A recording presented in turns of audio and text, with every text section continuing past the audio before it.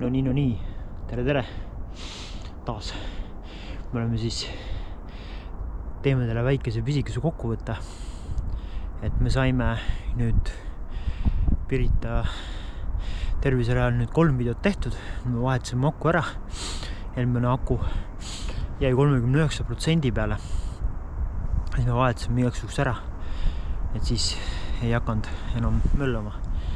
Et nüüd selle akuga on juba natuke veits parem, nii et kohe varsti jätkame 4. klipiga ja läheme siis edasi. Võtsime igaks juhuks teise 3. aku ka endal ilusti korralikult taskusse, et kui peaks tühjaks saama, saab kohe jälle uuesti ära vahetada, nii et varsti hakkame 4. klipiga pihta ja seniks püsige kanalil ja over and out.